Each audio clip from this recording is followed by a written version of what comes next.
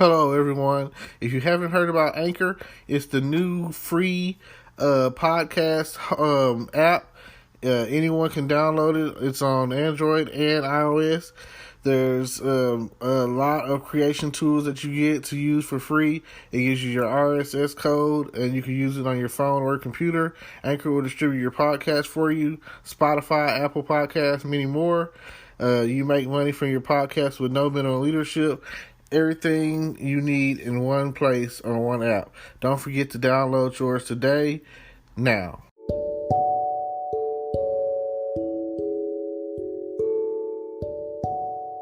Hello, podcast world. It's Terrence Grundy, and it's June 15th, 2020. It's 9:58 a.m., and I'm hitting you off with another morning motivation. It's a good Monday, and I'm here to help you start your day, your week off, your life off right. I'm here to talk about something positive, and hopefully it will inspire you to do great things with your life. And today I'm going to talk about time. Use your time wisely. Today is a day that can't be replaced. Like, once time is gone, once you missed it, once you slept on it or slept in on it or whatever, please try to get in some sort of routine of doing something. Take action today, because tomorrow is not promised. You never know what you do today, what fruits and prosperity of from your works and labors will come from that. And every day, try to do something positive. Try to keep a positive mindset. Stop indulging in such negativity and negative acts. I mean, do something that will bore fruit. What you put into something is what you're going to get out of it. You definitely want to go out and do something positive. Make use of the time that you are given. Because when you don't use the time and you say, oh man, where has the time gone? And you're not planting seeds in your life that's going to bore fruit to the point where maybe your finances or your mental health or your physical health, it's called the compound effect. They say that if you do at least 10 push-ups every day, then it'll compound the efforts of like doing multiple push-ups. It'll be like, how can I put it? You do 10 a day, you will see the results. That's like, and then you'll go from that as a practice to upping it. 10 today, 20 the next day, 30 the next day, and so forth, if you can.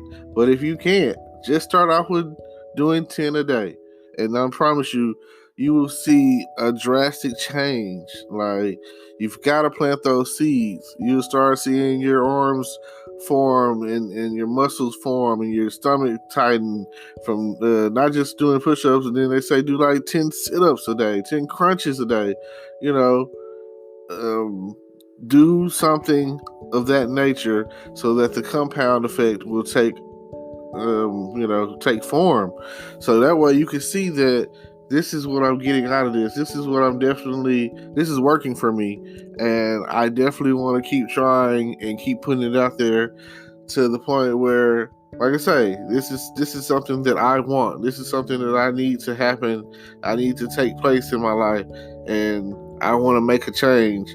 Like Michael Jackson said, I'm gonna make a change. So please do something positive with your life. They say read a book, learn a new word, do something. I think the number is 10,000 steps in a day. I don't really have one of those watches that calculates that, but there's certain days where I try to, I make the attempt. It's definitely, if energy is created, like, you can create energy. If you start something or whatever and you're creating that energy, it gives you energy, because energy is never it never goes away. You know what I mean? It's transferable. It's just like someone who has a headache or somebody who calls and vents to you. Next thing you know, they're feeding you that negative energy, and now you have negative energy in your atmosphere, your corner, and your element. You know, whenever I talk to someone, I always say, "Tell me something good. Tell me something good." Yeah. You know, I always say that because I don't really want to hear negative stuff. I'm not one of those people that I want to hear. I don't want to hear somebody call and say that they were going to argue with their moms or their boyfriend or girlfriend, and they had a physical altercation, or that somebody cut them off at the light, or anything of that nature. Like, you don't want to spiral. You don't want anything to interrupt the positive energy. If it's sunny outside, be happy. If it's raining outside, be happy. I'm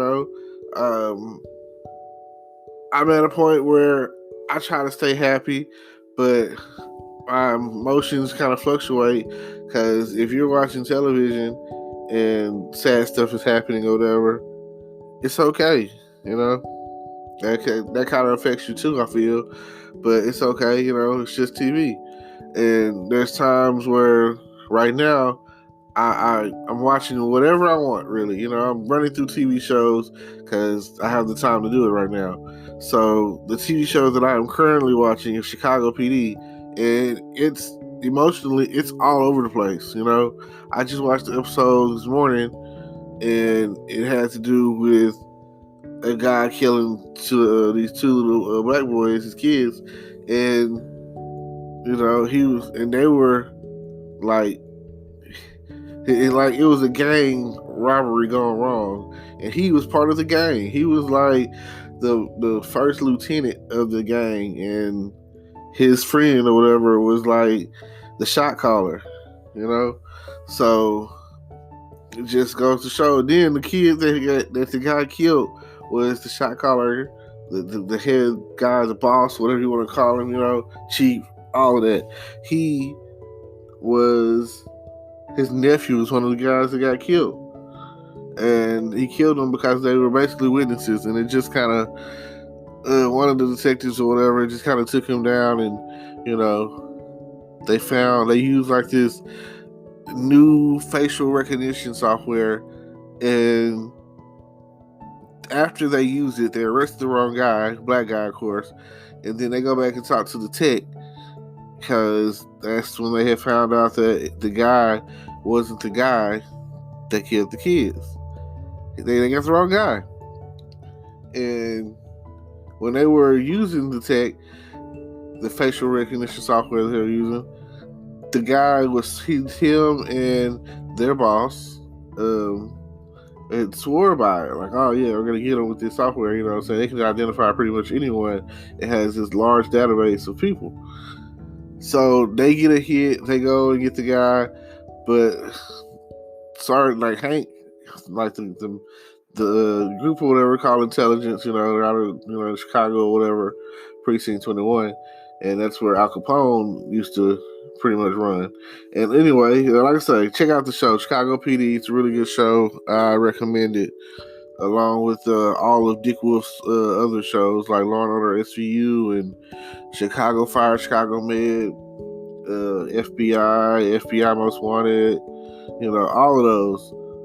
And I also recommend all the NCIS shows, even though they're not his. NCIS Los Angeles, NCIS New Orleans.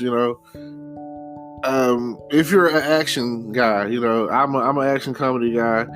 I like to see the good guys go after the bad guys. That's what I like. You can say what you want about the police, but at the end of the day, who you gonna call?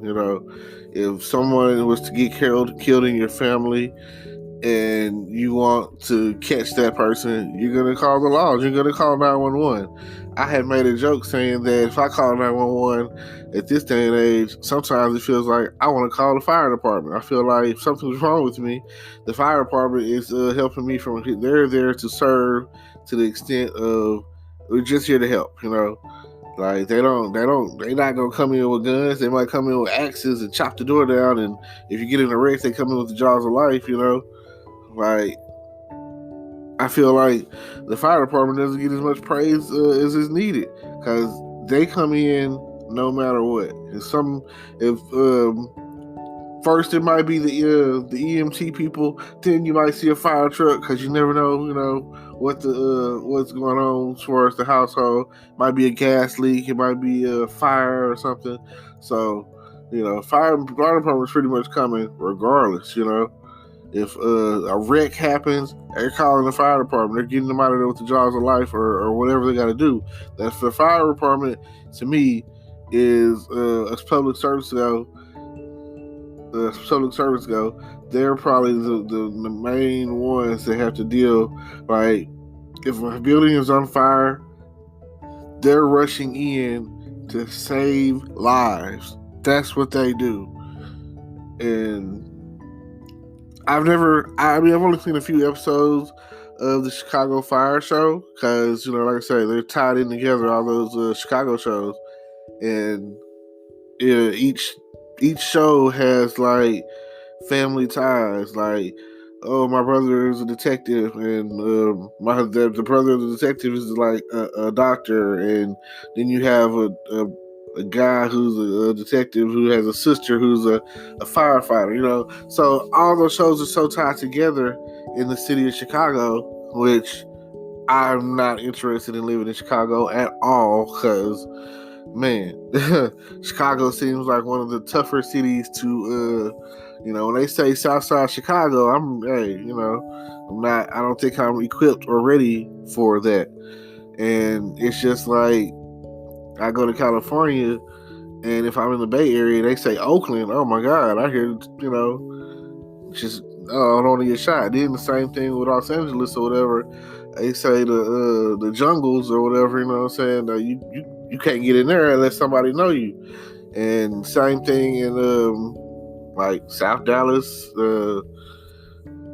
Let's see, certain parts of New Orleans. New Orleans already has a bad rep. So, and then that pretty much is. There's always that one territory that you really don't want to go through, and that's pretty much in any city, town, or whatever. And hopefully times will change because I see things happening on the news ever since the George Floyd thing happened, and I'm seeing all the gangs coming together, tying their flags together, and I've never understood gang. I never understood gangs. That's just like. But anyway, back to the point I was making. They were saying that the software that they were using was in the beta stages, it was in the testing stages, and the technician guy, whether they caught the wrong guy using that software or whatever, which it was kind of hard because everything about the case was saying that was the guy. That's the thing. First, he was in the area at the time.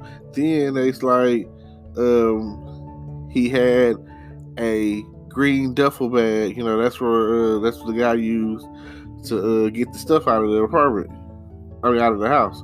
So it seemed as if he was the guy. So then they went and asked if people know him. And they're already dealing with the gangs who wanted to do street justice.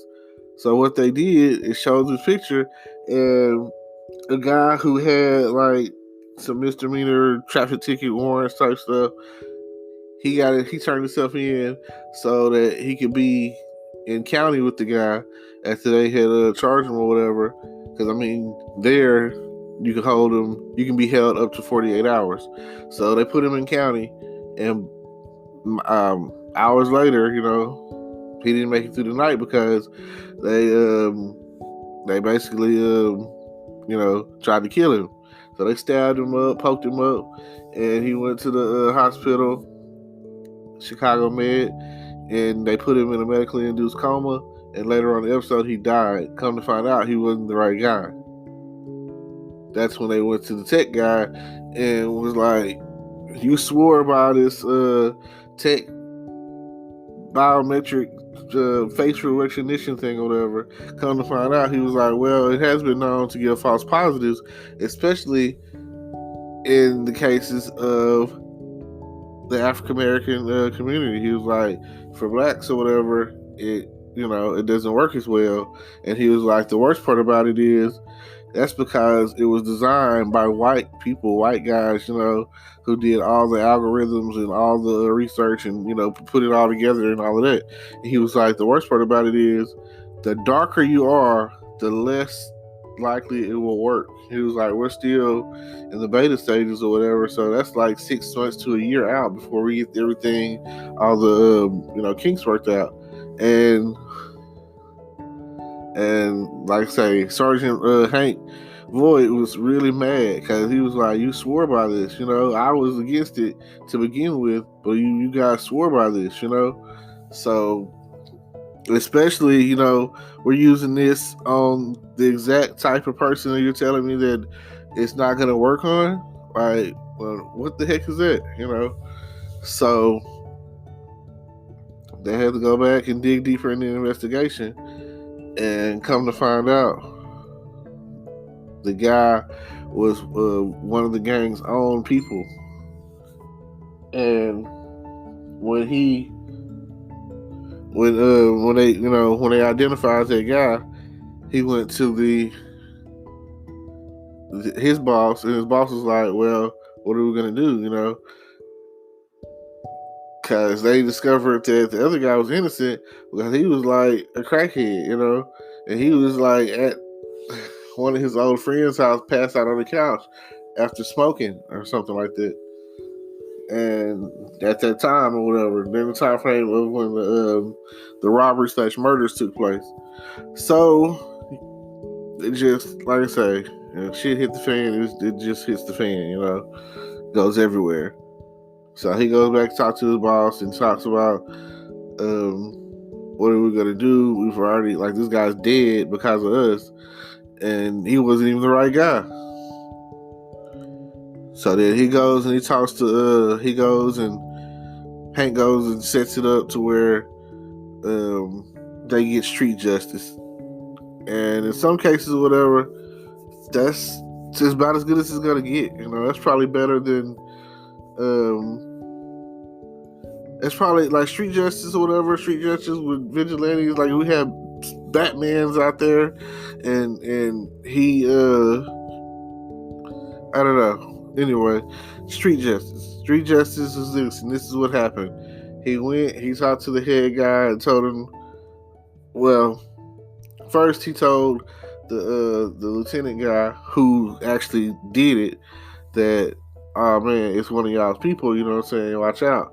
So he was like, so next thing you know, he goes and he moves the guns and drugs and money or whatever that he had in the green duffel bag. So he moves it, puts it in the trunk. The police get a hold to it, and he meets up with the head guy and was like, "Yeah, this is who did it, lieutenant," because they took pictures and everything. And later that night, he was like, "We're gonna take care of it," So he comes around, and next thing you know, they just start beating his ass. They jumped him and everything. And I mean, he knew what he was doing, right? So, but the guy deserved it. So next thing you know, like, they beat him and threw him in the trunk of a car, and then they drove off. And then the next morning, they found him somewhere in the park, I guess, the grass or wherever he was at. And, they had the white sheet over him, and one of the detectives came and looked at it and was like, "Yeah, that's him," and walked off. At the same time, the superintendent of police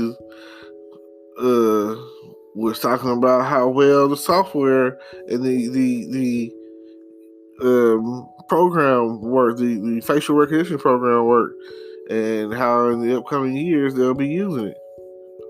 So, politics, right? It's all a lie. Somebody's always out there to cover their ass. CYA, cover your ass. And you just never know what political views that they have and what agenda they have. And